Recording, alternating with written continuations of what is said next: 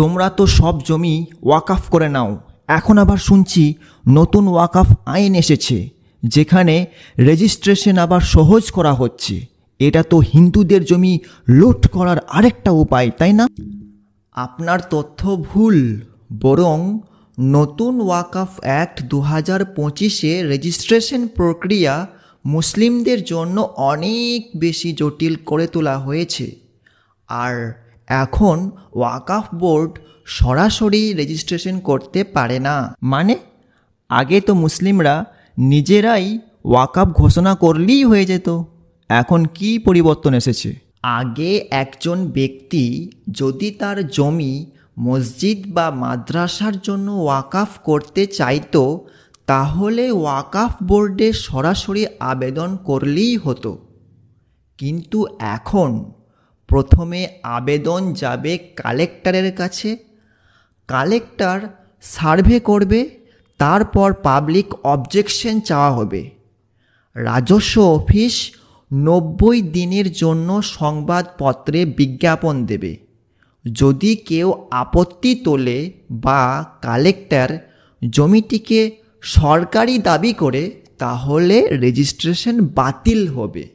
অর্থাৎ এখন মুসলিমরা নিজের জমিও সহজে ওয়াকফ করতে পারবে না। তবুও তো বলা হচ্ছে একটা কেন্দ্রীয় পোর্টাল আসছে রেজিস্ট্রেশনের জন্য। সেটা তো ভালো। না, ওটা আরেকটা ফাঁদ। এই সেন্ট্রালাইজড ওয়াকফ পোর্টালে সব জমির তথ্য সংরক্ষণ বাধ্যতামূলক করা হয়েছে। যদি কেউ 6 মাসের মধ্যে আপডেট না করে, তাহলে তার ওয়াকফ ঘোষণা বাতিল হতে পারে।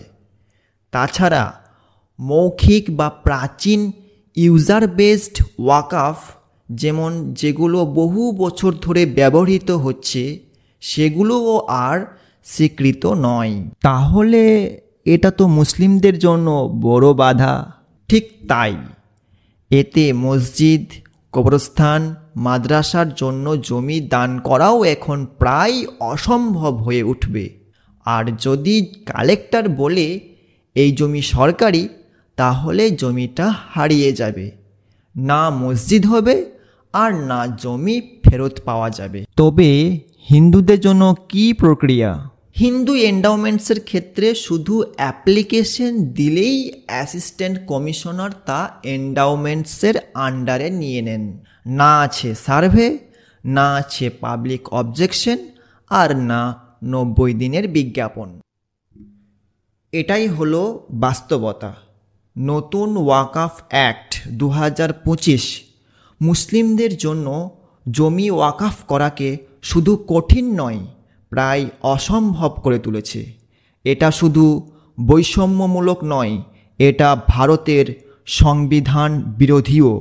আর ভারতের সংবিধান বাঁচানোর দায়িত্ব শুধু মুসলিমদের নয়, জাতি, ধর্ম, বর্ণ নির্বিশেষে ভারতের সকল নাগরিকের দায়িত্ব ভারতের সংবিধান বাঁচানোর। তাই আসুন আমরা সবাই মিলে একসাথে, এক মঞ্চে, এক মিছিলে লড়ে যাই ভারতের সংবিধান বাঁচানোর জন্য, ওয়াকফ সম্পত্তি বাঁচানোর জন্য।